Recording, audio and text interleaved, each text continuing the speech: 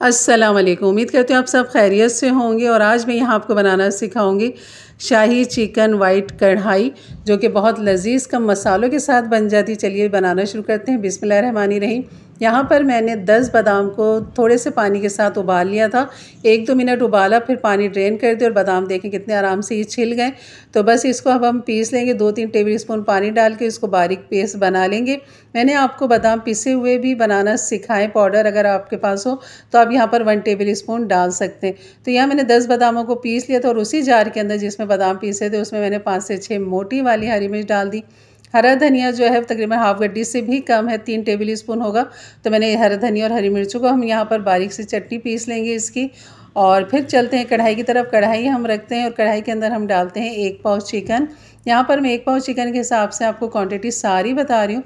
तो जब आप अपने दावतों के लिए, अपने लिए, अपनी फैमिली के हिसाब से बनाएंगे तो आप इसको डबल तिबल करके इन मसालों के साथ बना सकते हैं।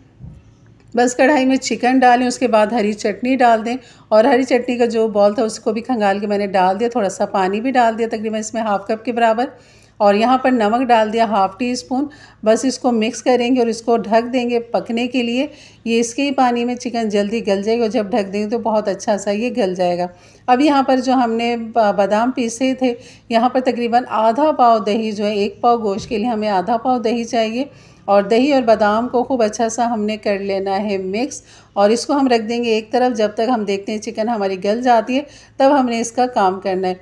तो यहाँ पर चिकन जो है हमारी तकरीबन डन होने पे ही है और इसको मैं पलट देती हूँ ताकि जो हरी चटनी का फ्लेवर है वो खूब अच्छा सा दूसरी तरफ भी आ जाए और हर जगह चिकन जो है बेहतरीन फ्लेवरफुल हो जाए हरी चटनी से। तो यहाँ पर देखें अब चटनी जो है हमारी बिल्कुल ड्राई की तरफ जा रही है और चिकन जो है वो बिल्कुल गल चुकी है। तो यहाँ पर हम डाल देंगे अब बादाम और दही का मिक्सचर और यहाँ पर डाल देंगे और इसको करेंगे अच्छा सा मिक्स। और बॉल को भी मैंने 2-3 टेबल पानी के साथ धो के इसमें डाल दिया था क्योंकि चीज़ों को ज़ाया नहीं करना।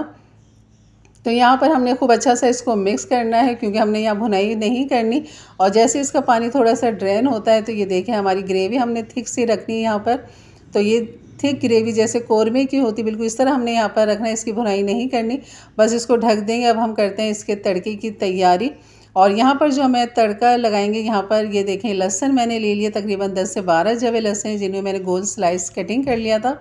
और यहाँ पर आप मक्खन भी डाल सकते हैं, असली घी भी डाल सकते हैं। 2-3 टेबल स्पून डालें। यहाँ पर 1 पाव चिकन के हिसाब से मैंने यहाँ पर घी डाल दिया था।